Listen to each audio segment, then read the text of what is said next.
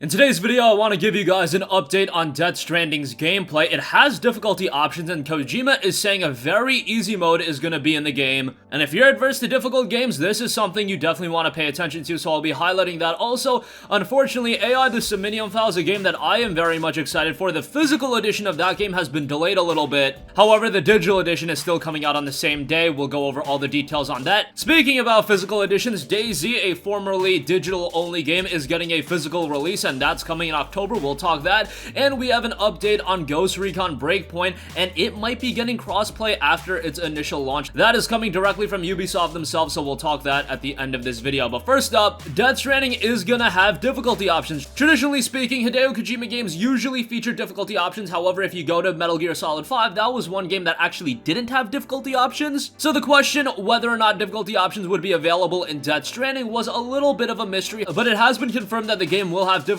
options. Kojima's personal assistant put out a tweet saying, quote, "Test play ended today, started on August 6th, took 1 month. I'm a beginner and play in very easy mode. This is perfect for Western fans and RPG users who don't play many games. Normal or hard is recommended for action game lovers. Boss talk. By the way, Mr. Mads has decided the Best Actor Award." That's a rough translation. It's not completely accurate. And once again, Hideo Kojima also sent out a follow-up tweet. He put out, "Normally, difficulty only goes to easy, but Norman, Mads, etc. have appeared, so we prepared very easy, so it can be enjoyed by non-game experience Western fans. Mr. Yano, who could not clear one side of Pac-Man, was able to clear while enjoying with very easy mode." Now, this is very exciting, not necessarily because the ardent gamer is gonna jump into the game with the very easy difficulty option. No, you're probably gonna play the game on normal, hard, whatever the case may be. However, for those that just want to go through the game for the story, and a Kojima title is definitely gonna be emphasized with great storytelling, and this one even doubly so because you do have some very famous actors presented in the game as well, so inherently, it's gonna cater to a different audience on top of your typical Kojima game fan, so it makes a lot of sense to offer some sort of easier difficulty where they can just naturally go through the game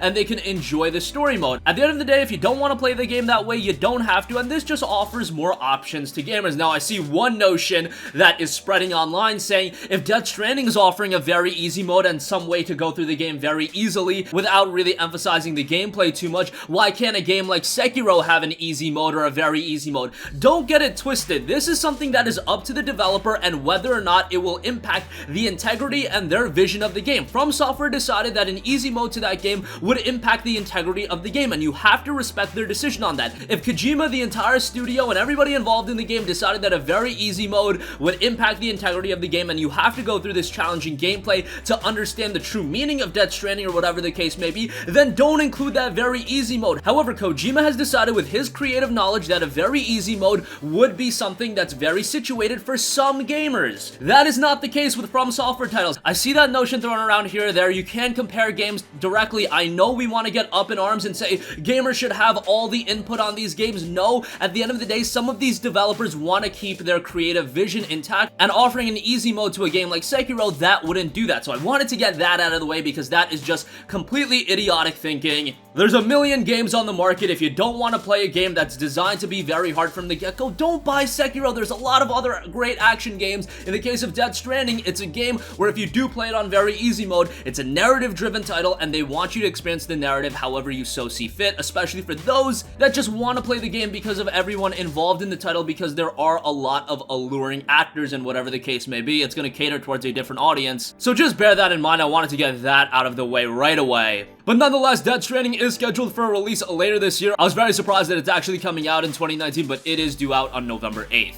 Alright, moving on from that, a game that has unfortunately seen its physical edition delayed is AI the Somnium Files, a game that I was incredibly excited for. I still am incredibly excited for. But generally speaking, I do like to have my games in physical form if the option is available. However, in the case of AI the Somnium Files, the physical edition will be dropping 1 week after the digital edition. Spike Chunsoft has delayed the PlayStation 4 and Switch physical edition of AI the Somnium Files from its previously planned September 17th release date in North America to September 24th due to increased demand and manufacturing delays. Hey, that is one good note, that there is some sort of demand for the game. Now, I don't know what increased demand really signifies. I don't know how big this game is going to be from a demand standpoint. I don't think it's going to be one of the biggest games of the fall given all of the competition. However, I think games like AI the Somnium Files, these games that are more narrative driven, are starting to become more and more accepted, especially with the track record of Spike Chunsoft, with Danganronpa and all of those great narrative driven titles. I think a lot of Western gamers have opened their eyes to games like this and realized that they could be really good. In the case of this title, the delay does come very last minute. It's September 6th. The game was due out September 17th, 11 days from now, and now it's seeing a delay until September 24th, at least the physical edition, so that is a little bit of a bummer. However, if you do buy the game digitally, you'll be able to play it September 17th, and the physical copy will be dropping September 24th. As far as the physical edition in Japan and Europe, they are still set for a release on September 19th and September 20th, so they're actually getting the game on the same date, and now the physical copy will be dropping earlier there versus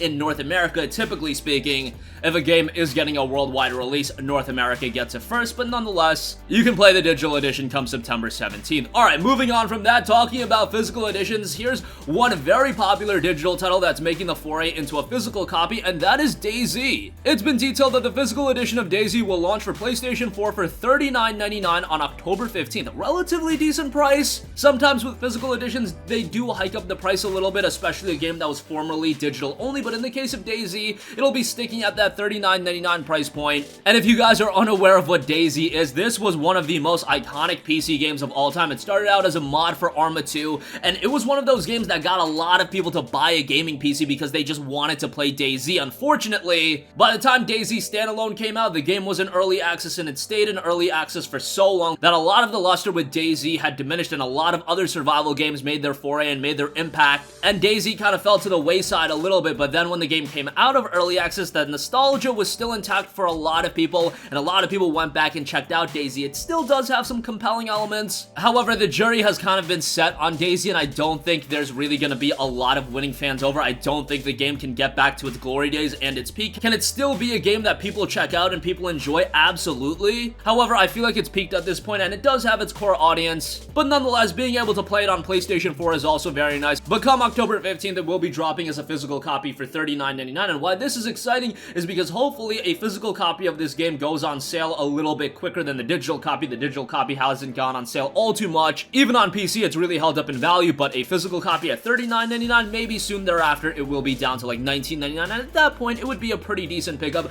if at very least you want to see what the fuss is about with DAYZ and why it was one of the most iconic games of all time. Alright, and lastly, Ghost Recon Breakpoint is due out in October, and one thing and one element that so many gamers want with their multiplayer games these days is cross-platform play. PlayStation 4 players playing with Xbox One players, playing with PC players, everybody is unified and everybody plays together. Some games have introduced it, whether it be a Fortnite, a Rocket League. That begs the question, a game like Ghost Recon Breakpoint, so driven on its multiplayer, will that feature cross-platform multiplayer? Well, not right away. However, it could be coming post-launch. Detailed by Ubisoft, they noted, "We have big plans for post-launch, so there will be plenty of episodes, a new class, everything of all the subjects. This one, crossplay, is part of them, so you will get news later on this." Because they didn't rule out crossplay and they're saying that there's going to be news on this in the future, I would imagine that it would come together and cross-platform is going to be introduced to the game. More and more games are introducing cross-platform play. It's becoming a big part in gaming, and I am all for this. Hopefully, as we head into the generation of the PlayStation 5, next Xbox, and PC being a persistent thing, it is just natural for all of these games to have cross-platform play because this offers so much. Not only does this allow you to play with your friends that have the alternative console, but it also keeps games alive, especially in the case of, say, fighting games. Fighting games featuring cross-platform multiplayer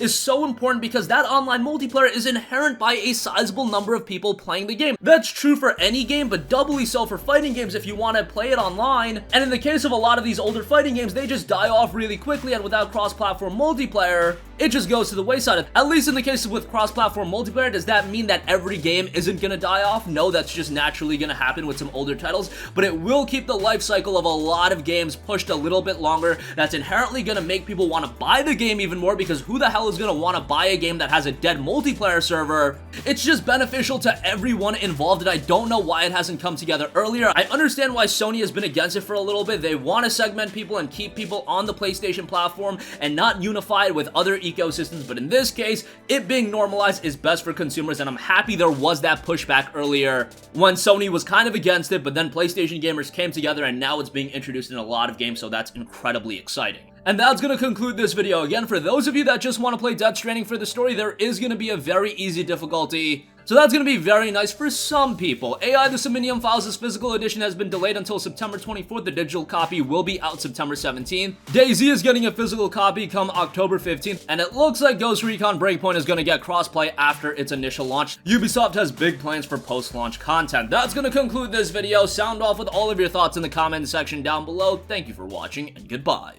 Hey guys, we hope you enjoyed the video, and if you did, make sure to hit the subscribe button, and if you're already subscribed, do us a favor and hit the bell icon. This way you'll be notified whenever we post a new video. That's the best way to keep up with all of our uploads, and we usually try to upload 2 videos a day. And with the bell icon hit, you'll be notified whenever we do upload a video. As always, thanks for watching.